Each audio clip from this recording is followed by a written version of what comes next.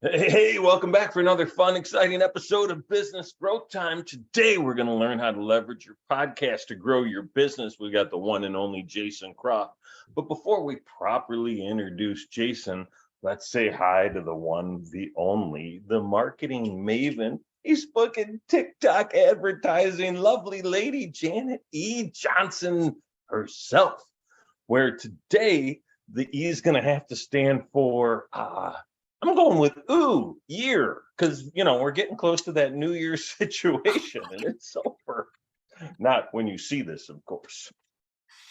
Hi, Janet. Okay, so we're basically taking the N off the new. Is that Yeah, what just drop the end, kid. It's like, Okay. I don't know. 2022 was kind of good, but it was kind of wasn't it? A little of both. You It know was a that better little than of most. both. It was a little of both. Yeah, I mean, in the end, you got to look back at it as all good. All good. You know? I think, everything is the way that you look at it. But yes, of course, like my big thing was divorced. So, of course, that was the ew, but it was the yay too. So, we It got was both an sides. yay. Ooh, yeah. And we don't have to worry about him seeing this because even when you were married, he never watched You any of it. never watched it. He saw as many episodes as my wife has. Donuts. So good times, good times. Well, Awesome. let's introduce Jason. I had the good fortune of meeting Jason through my favorite social media platform, LinkedIn. And when I saw that he was a podcast host, I suggested maybe we do a little home and home podcast. So I got to be a guest on his wonderful show, Strategy Plus Action, last week, and it was super cool. And then we learned a little bit about the book I'm writing on that. So we'll drop the link to that show in here. But Jason's been in the video business and in the marketing business for eons. That could have been a good E word if I was thinking about it. And he runs a company called Media Leads. So he really walks the walk and talks the talk. So we're going to learn some tips and tricks about using your podcast to grow your business. And we're going to do that right now. What's up, Jason Croft? How's it going? It's I like good. your Welcome. stretch. Thank you. I like your stretch of like apostrophe EW year. Like I like it. Man, after 187 E words for Janet E. Johnson, because her real middle name is Eunice, and she does not want people to know that. Not her real middle name. That it's just one of those things. I don't know why that became a thing. It was funny once. It probably stopped being funny like 4.5 years ago, But but it'll come back around. It'll come It back around. entertains us, so that's all you know what? It just entertains us because I'm dude, always on edge going, what's the E word today? What's he gonna? He had a dictionary. I just off task, but at one point that was like this thick. And I'm like, you could have E words galore I mean, who has a dictionary anymore anyway? But anyway. it's a big dictionary, man. Came with the the house. It's like a gift. the E gift away. edition, like of the encyclopedias, the E book, the E one, right? Yeah. Great Kick that out. World Book, man. Remember those? Yeah. Remember? Oh, we used to have those, and We're then the aging yearbook ourselves was there, cool. but I can't even imagine how out of date my World Book collection that I had in the 70s would be. Oh my goodness. Yeah, that's crazy. So very, very cool. Because podcast isn't in the 1970s yearbook or World Book. So let's talk, man. What was it about podcasting where you said, hey, not only do I have the voice and the face for this, but I've got some ideas on how to leverage it to help my business and more importantly to help my clients' business. Yeah, it all started very accidentally in the sense of, it was just a tool to sort of like, it was a marketing tool, right? In around 2015, I was working for a production company when I was still in Dallas, and it was a marketing idea. I mean, I didn't accidentally, hey, oh no, I created a podcast. So it was intentional, but it was certainly a means to an end, right? I discovered the startup community there in Dallas and thought, oh, this is great. As a community, great potential clients for the production company, right? And I'm just that person who just, I want to find a way in rather than do the normal show up to networking things or whatever and just be like, you want to buy a video or something, you know? And so I was like, I listen to podcasts. I do that stuff. We've got a studio here, all the gear. Like, why don't we, create this show? I'll sit in the host chair just because nobody else is going to do it. It's my idea. So I gotta do it. And three huge things happened. One was, it did work. I got an immediate seat at the table at the startup community, right? And it grew that business because it was. I mean, we did 80 something episodes of that, and 3 camera shoot in person, looked professional. We had our ideal clients walking through the front doors of the production company, and so it was great at that.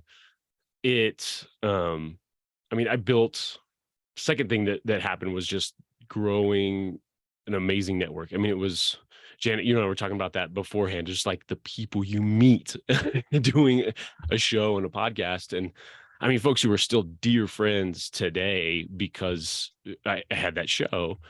And then 3, I fell in love with it, right? Like I was like, I may not have any business doing this at all, but I'm going to keep going.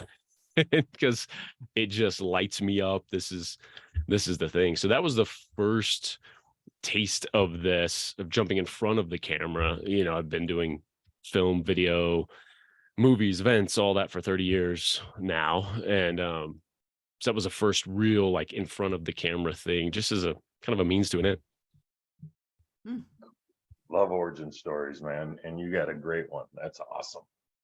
Janet, I know you said you have some questions, so I'm gonna volley this ball over to you. Yeah, well, I mean, okay, so let's continue on from where you're talking about right now. So you started your own podcast, and what year was that? 2015? Have you been doing the podcast since then? That show was 2015. Yeah, I did Okay. it for just under a year. Yeah. Oh, okay, got it, got it. Yeah, and that's one of the things I see a lot with podcasters. Unlike us, unlike you, is they jump and start a show and they do like 10 episodes and they go, this didn't work, and they're done. Just sounds like Facebook ads. Oh, I threw up Facebook ads, it didn't work, I'm done. It's like, so I see that a lot with podcasters. They don't have the longevity of it. And the interesting thing is their show still exists out there, but they, they only did like a couple shows. So tell me, what made you move into helping others do this now? That's kind of your business model, correct? Yeah, exactly. So it was really lessons from that very first experience, right? Because that's what it was in the beginning, was a business building tool.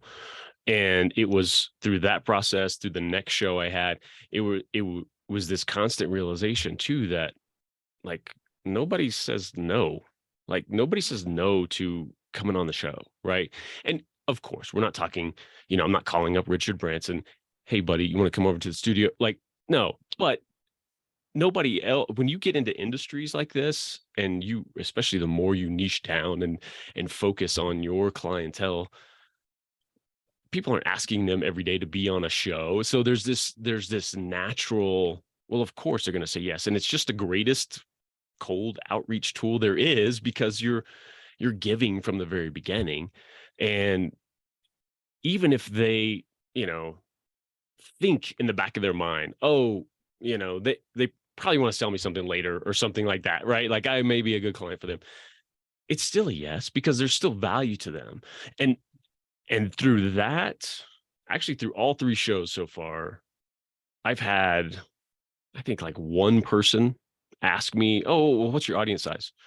And that was, they were already in the chair about to be interviewed. They were just making conversation, right? It's just a phenomenal thing, because that's a big objection that comes up just in people's minds all the time. And it's natural. It's the truth is counterintuitive, right? You would think that's the first thing people go to and check. And, oh, I need to have, a certain level of success before I ask anyone to be on.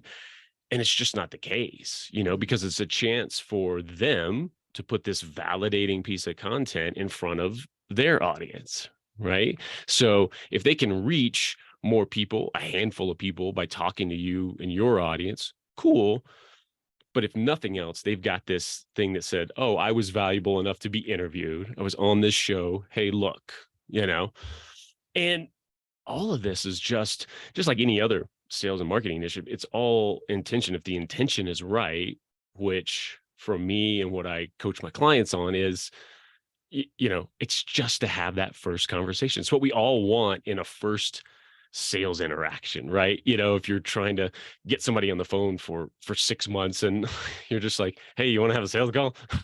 No, I don't, but just to have that first, this is me, this is what we're about. Love to just understand what you're about, what's going on, and if this could even be a fit. Well, all that happens when that intention is right. In a great interview, all that is going on, and it's just, it's a powerful tool. And so I went from there. I left that production company.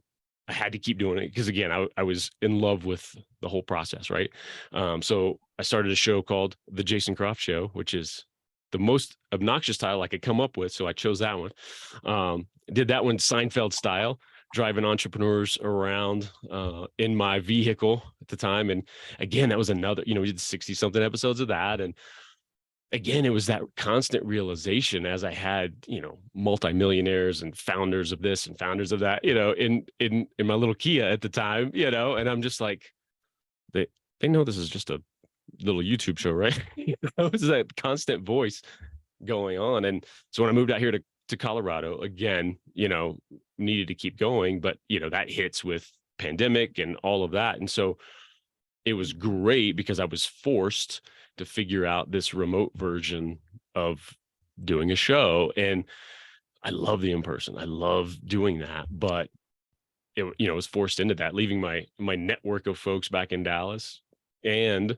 pandemic, we're inside, so figure it out. Sure. Mm-hmm. And again, having done this for 30 years, like I got to make it look good, right? Like I've got to, put this wrapper together and make it look as good as I can. And so I kind of figured out that process and was so glad that I did as I started Strategy in Action, because of course, then it opens up the world to who I'm going to have on.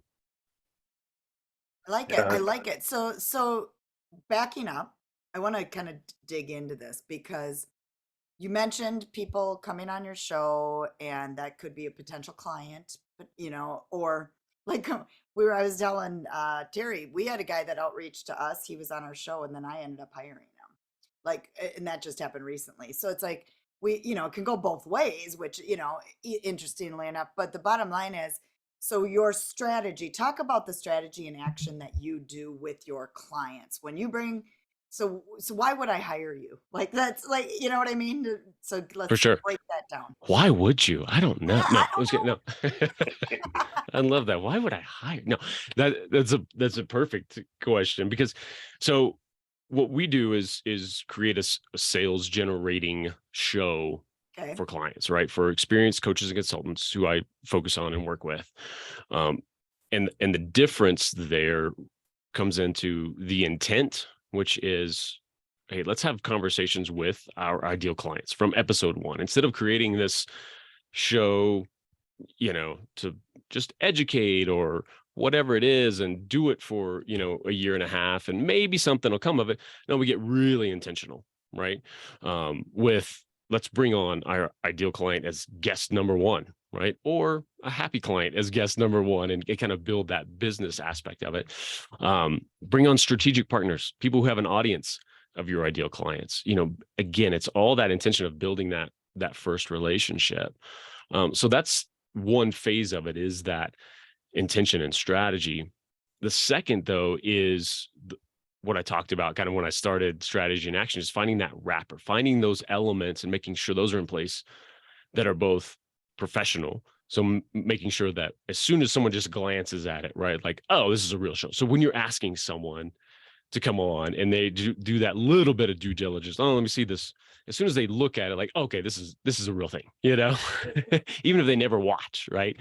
Just having those elements in place, and that's graphics, artwork, intro, outro, just all those things to make it feel real.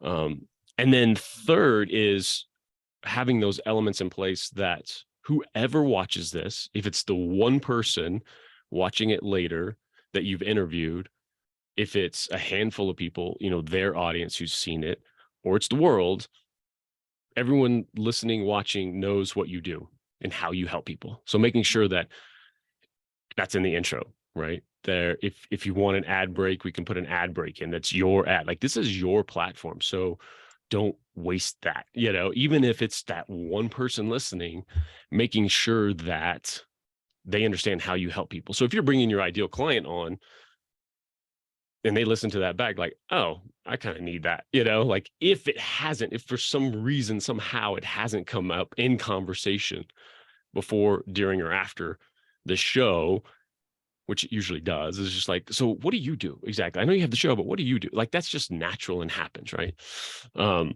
But even if all of that doesn't happen, then they've got the show and you've got this asset.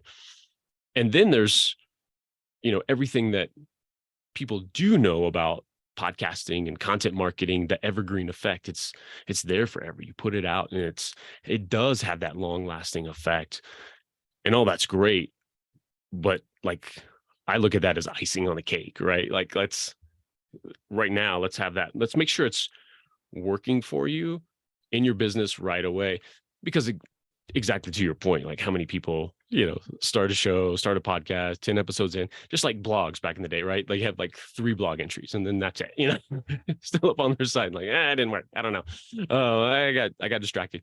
But when it's a core element of your business, which this becomes, because it feeds anything else you do in your sales and marketing.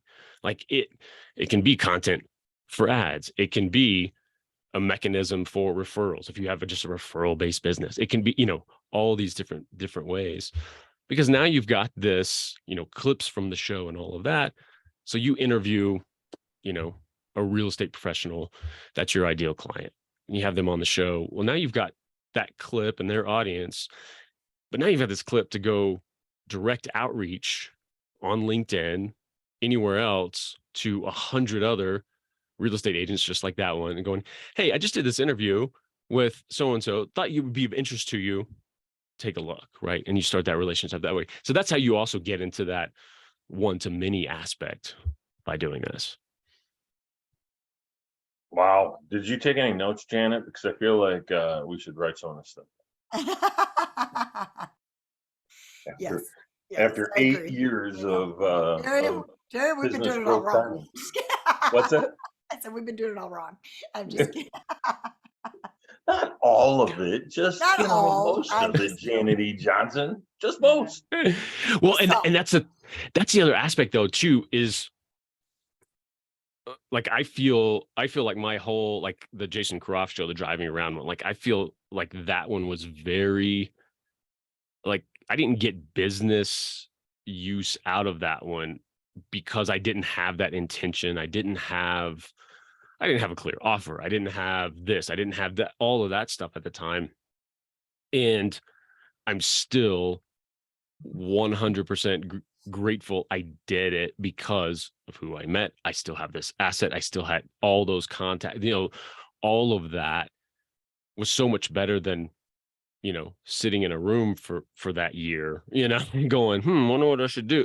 Instead there was something going, and I'm learning and I'm getting better through the process and all of that. I wish, in hindsight, like, oh, if I had structured it this way or put this in place or had this ready, during it, great. But oh my goodness, am I glad I did it anyway, Yeah. And I think I agree. Like Terry would agree too. We've met so many amazing people that we've had on the show.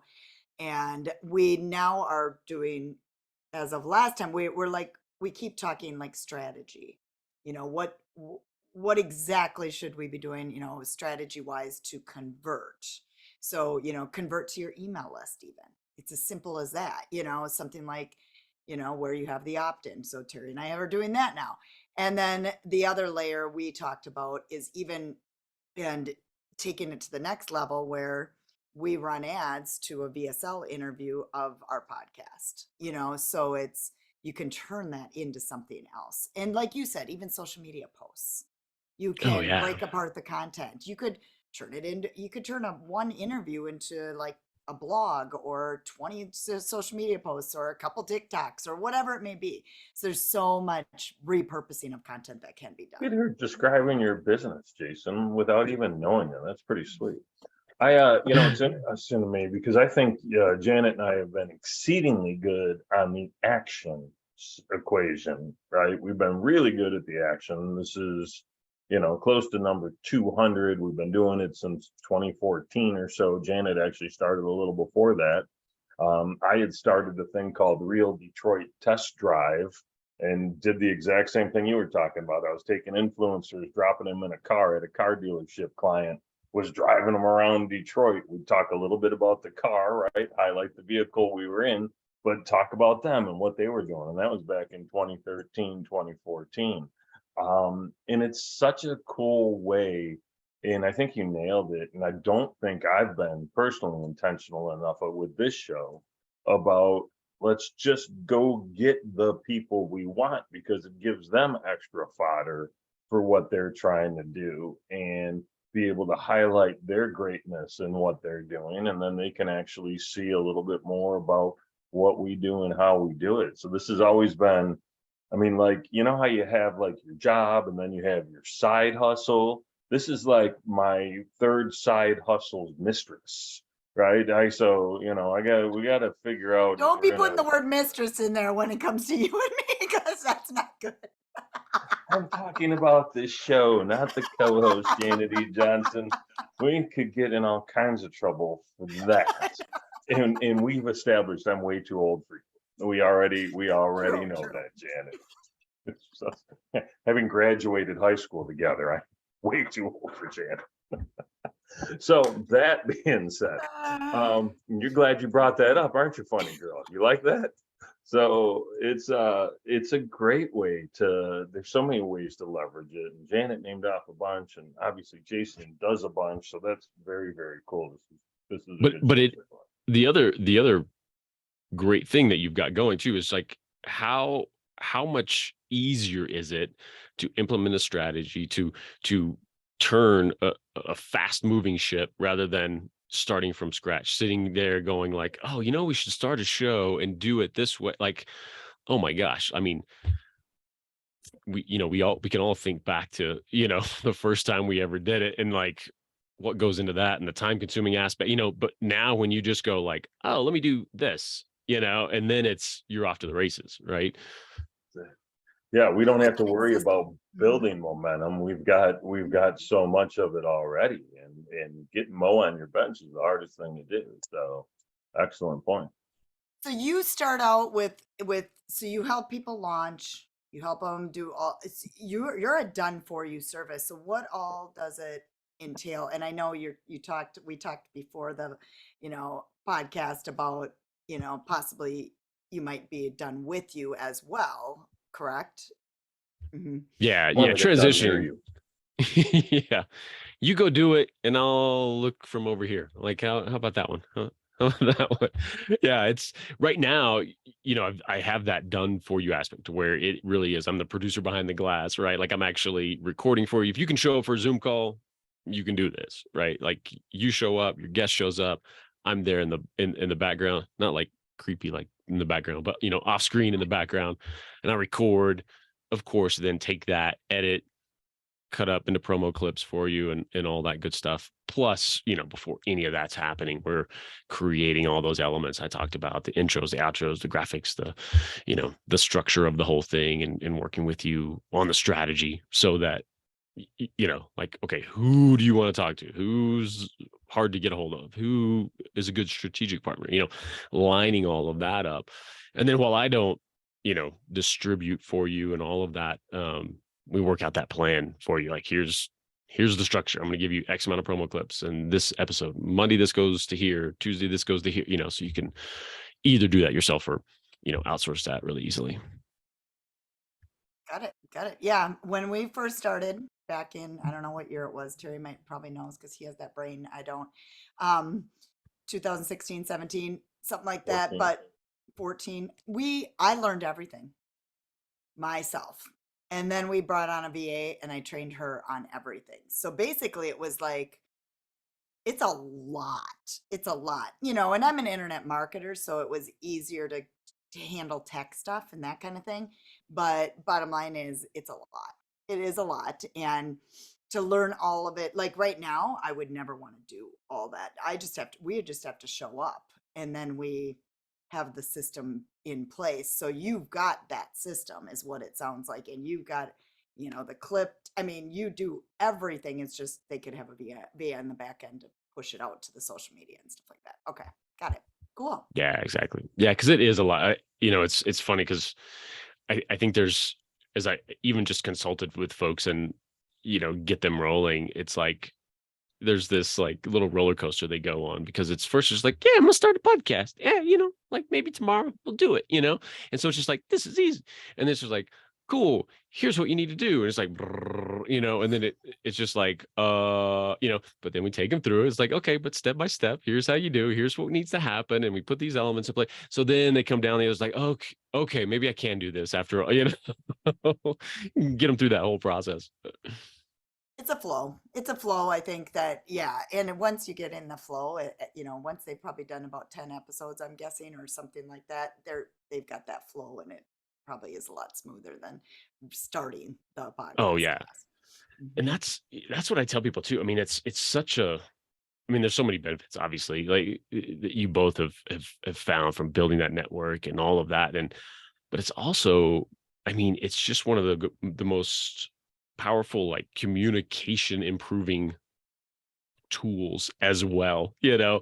And I tell everyone going through it, like, this is the last thing you're gonna want to do. You don't want to do it, but watch and listen to every single one of your episodes back every single time because you will nobody wants to do it, I know, but it's the greatest just improvement tool just for communicating. Forget about interviewing and, you know, being on camera, just in life, right? You sit there and listen to yourself back, scream at yourself, be mortified with yourself because you're like, we all go through that roller coaster too, right? Like, oh, I sound like that, you know, and then you do it enough and this amazing thing happens where you really separate yourself, right? Like it becomes, even though it's you on screen, it's over there, it's this thing. And so then you start to really be able to like, oh, okay, that was a good point. That was a good way to structure that. Okay, like can improve it.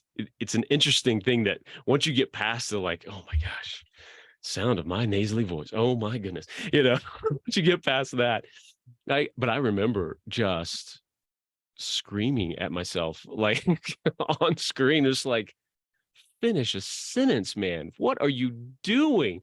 What is happening here? And so I still think about that. I still gets triggered when I'm just talking to someone in real life, you know? It's just like, finish your thought. Don't say this over and over and over again. You know? I learned my catchphrase was the word right. I use that all the time. So now when I'm speaking in front of a group, I hear myself and I'm like, okay, let's all play a game. Let's count the number of times Terry says right in this talk. You know, it's so annoying. And then the other one is the importance of just taking a breath. So the person you're communicating with knows that it's their turn to speak. So you're not talking on top of each other. You know, we film this on video so you can at least get some level of visual cue when the other person's about to stop talking. I can't even imagine how people do these without that aid. And that's one of the reasons that I love the in-person idea, but evidently 700 miles apart makes it a little difficult. And that's just between Janet and I. You're probably double that from where I sit, Jason. And so it's tough. Yeah. You guys, I'm impressed with you because I've when I first started Strategy in Action, I had a business partner at the time and we were co-hosting this. And that's another layer of just complexity to it. And you do it enough, like you can tell both of you have done this almost 200 episodes. You can tell there's a flow and an ease and, oh, I'm going to ask something now. I'm going to ask you play off each other. But it's a new dynamic to learn as well. I don't like it. I don't like it that much, you know, of just trying to guess. And I was constantly trying to figure out, like, okay, how do we communicate? So we'd kind of have a chat going and you ask this and I, you know, because again, you add that third layer of, all right, am I speaking now? Am I going to ask this? And, but it's, once you get in the flow, obviously you find each other's rhythm. Yeah. Yeah. Well, and Terry and I have not done, we did one show recently without, Terry couldn't make it. But other than that, we pretty much have done every episode together. Now I do some in betweens where we actually repurpose our videos. My videos. I do a video every week that's 30 seconds or less. Or yeah, it's short to the point, 1 minute or less, I guess. And now it's become even shorter because of TikTok. So, and we repurpose it and put it on the podcast in between. So that's not even counted in our numbers. You know what I mean? But that's something that, we just add on, but there's probably 100 of those as well. But the bottom line is that's the only thing I don't do without Terry when it comes to the podcasting. So we're pretty used to spinning it off each other. So I don't know. I just get used to it after all these years. It's flowed like this the whole time, Oh, Jason. yeah. We were naturally connected in the very beginning. It From was high just school. There you easy. go. It's just easy. Yeah, Janet was a brunette back in the day, just so you all know. That's awesome. Let's get back. Okay, so I want to go through why I want to we're getting towards the end, but I really want to go through why should people do a podcast? What is the potential? Like list what it can bring them. And does Right. it still matter today, right? Because, in 2018, 2019, podcasts really started seeing a rise. People were jumping in. And then 2020 happened and even more people seemed like they got in because they were sitting around doing nothing. And here we are, 2023. So I just, is it still relevant? Yeah. And I'll answer both of those because it's one of those things, again, Janet, to your point, like, yes, a lot of people are starting and it feels that way. As soon as you start looking into it, or if you listen to podcasts, right? And it feels like, oh, everyone's got a show. Everyone's got a podcast, right? Well, they don't. And if they do, they're 10 episodes in, 12, and then they stop, The other part of that is the numbers are still crazy in terms of how few people listen to podcasts, listen to this medium. Like the room for growth still is massive and powerful. But the other aspect of that and getting into all these benefits that you're asking about is none of that matters if you're using this to grow your business, right? If you're using this as a means to talk to that other person, that ideal client, you could take every episode and throw it in the trash and you would still get benefit from it, right? So it doesn't matter if there's 40 million people doing a podcast, if it gives you a chance to talk to that ideal client that you've been trying to, talk to for the past few months. So that's a big aspect. Is to me, that's primary. That's a number one benefit reason to have a show. We've touched on some of the others, right? Growing a network of folks, again, with that intentionality. It is unbelievable. Like, how many just amazing people I know because of the shows I've done, right? And have just had that chance to have a deep, meaningful conversation. And again, it helps if you're wired that way and you want that and that lights you up. It makes the whole thing easier. But even if you don't and you aren't just excited about that, well, too bad, do it anyway. Here's how it's going to benefit your business. But when you are excited about that and it becomes that platform to grow that very intentional network of folks, it's crazy strong and powerful. It grows your positioning in your industry really fast, especially the again, like I talked about earlier, like the more you niche down, I mean, and in some of these unsexy industries, right? The ones that nobody else is even talking about and looking at. And when you can go in and you're the only person doing what you do for that industry because nobody's paying enough attention to that industry, whether it's marketing or sales or anything else, you can dominate and get known in that industry so fast by having a platform like this to where you shine a spotlight again because nobody else is doing it. And then it's also, like we talked about as well, it's my goodness, it's this great self-development. It's almost like, being an entrepreneur is like the best personal development journey you can go down. You're going to go through a crash course of that. It's kind of like that for communication skills, right? So yeah, there's so many, because it is, I certainly I take my own medicine of wanting to have my ideal clients on, but man, there's so many times I read a book. I see someone on LinkedIn who's written this amazing book, and I'm just like, I would love to talk to them. And so I reach out, and oh yeah, they're accessible and cool, and come on, we have this conversation, and it leads to just unbelievable insight. So it's just like it's that growth as well, and it's a great research tool, right? And if you're bringing on your ideal clients, even if you don't have your offer crafted yet, use it as a research tool, right? Get that information from them. Ask those questions you'd love to ask your ideal client to know what their pain points are, what's a benefit to them, what are they striving for. Yeah, so it's a whole bunch there, in my opinion. Love it.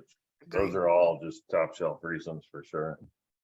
All right, Janet, I want to know from you, what are we going to do differently moving forward? Because You're putting me on the spot. yeah, I'd say we're at about 80%. We're just working on our strategy. I mean, we just have talked about this one thing that, like you just mentioned, we've had our show a long time. Terry, you had maybe talked about doing a spinoff. I talked about, I've thought, should I be doing one more specific to my niche? But you know what? We have this solid show that already is here. So why would we do that? Like, let's just use it in a way that, we can make it more of have a strategy behind it. Like we said, we've done the action part. It's just the strategy and really going, okay, maybe we reach out to people, because you know what? They just come to us all the time.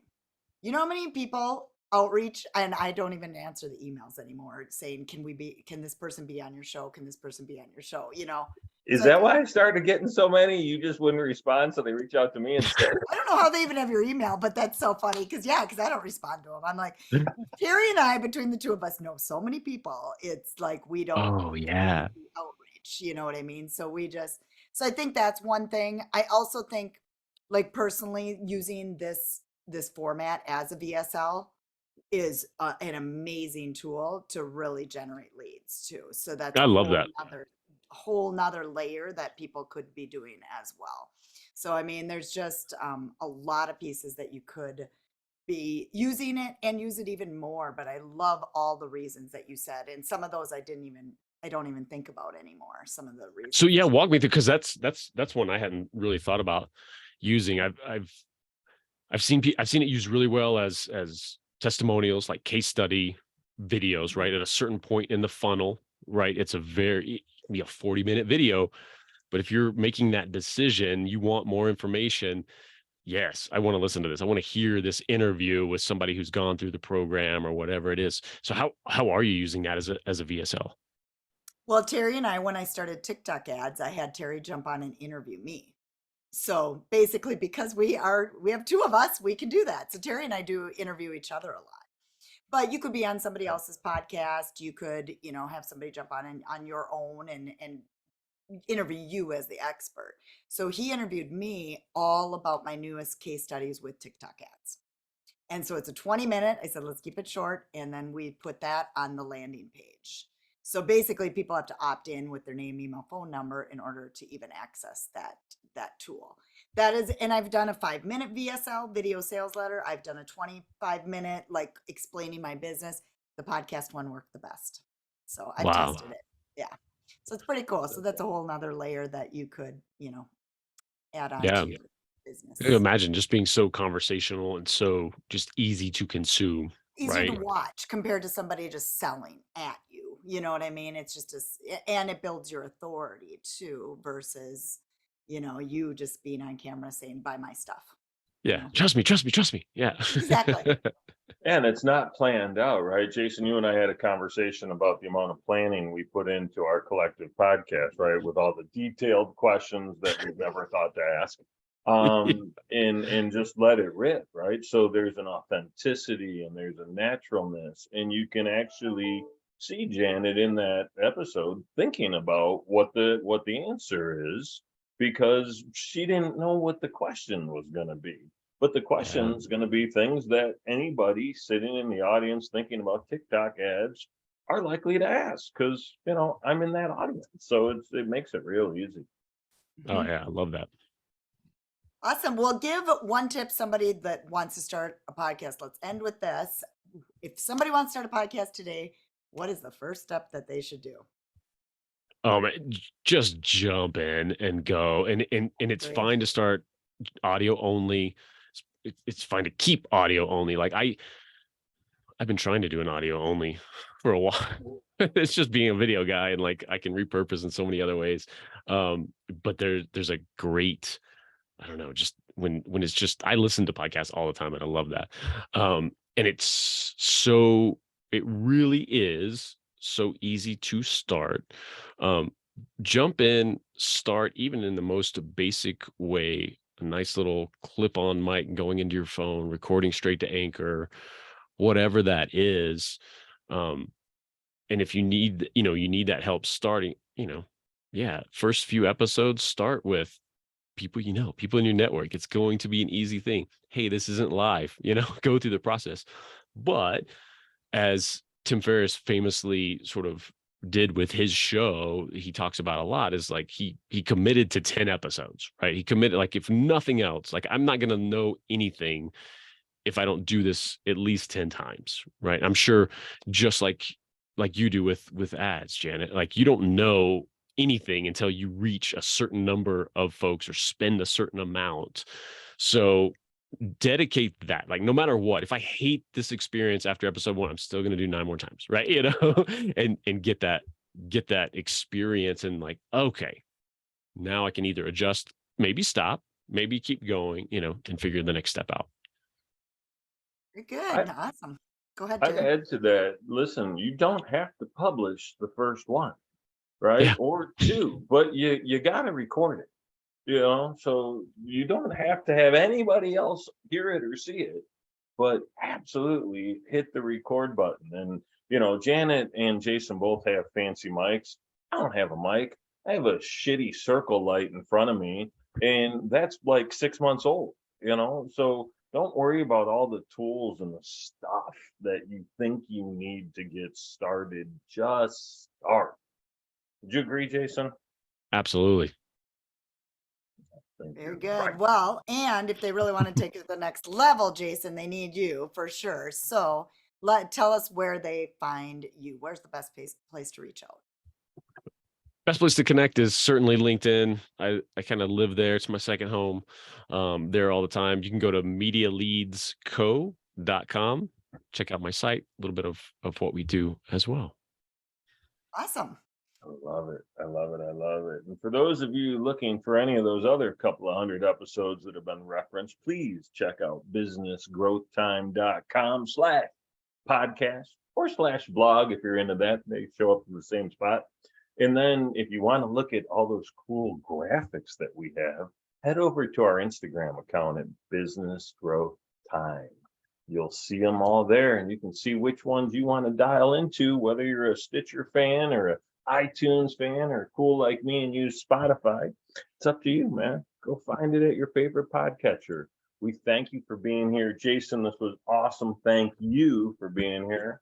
And thank you so much. Cheers to a wonderful 2023, y'all.